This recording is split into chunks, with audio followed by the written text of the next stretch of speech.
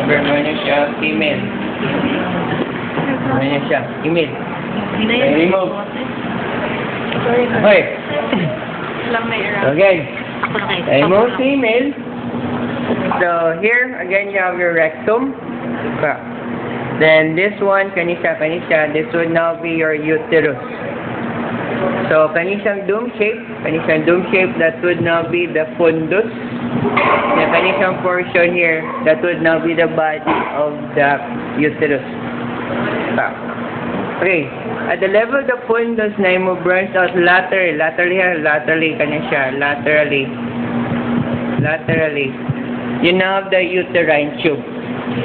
So, sa uterine tube, you still have your intramural, isthmus, ampulla, o infundibulum. Intramural, magsige man gusto play. Play basketball, volleyball, intramural, or it's hard I just mentioned that, for just ma-recall ba. But it's hard to identify those parts. Ang maklaro lang yun rin ang portion sa uterine tube or yung infundibulum at this level. So, we just identify the entire thing as uterine tube lang. I'm not going to specify them. Okay, at the most lateral or end of your uterine tube or the level, the infundibulum, ang yung endpoint, nasa your finger-like structure, finger-like. So we call that now as your fimbrae. May finger-like, violet of finger-like. Then kanang lingin, kanang looks like an egg, so that will now be your ovary. So this is where your mga cells are being produced, your ovum.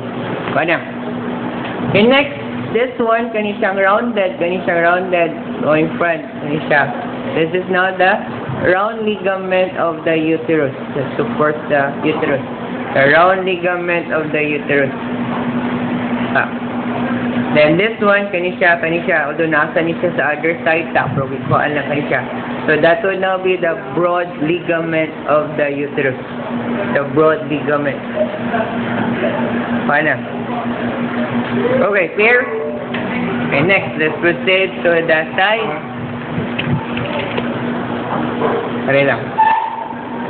Okay, so here, this one, kanisha, you now have this, your ureter. So, your ureter na siya. And then, below here, kanisang red, you have your urinary bladder.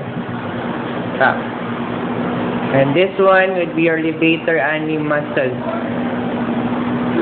Okay, levator ani muscle. Okay, next, again, we're going to bisect it. The cross-sectional area of here's the front. So this one would be called your mons pubis. Then you have two lips there. One is more external located, so we call that part now the labia majora. The labia majora. So we're going to again separate them for your mid-sagittal position. So if ever in that position, that is the childbearing position or nakasupine ka. And if ever in that position, that is a standing position. Okay, depending kung na-uban na ka-memorize from that one or paano siya. Clear? Okay, which position you want? Childbearing or standing? Childbearing. Okay na. Okay, so here, first one. So here, inside, kanisang pink, ginawa ng pink.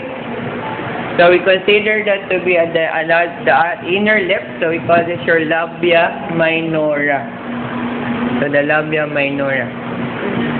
Okay, kanisang gray, kanisha. So that would now be the glans clitoris. Glans clitoris of the female in that position.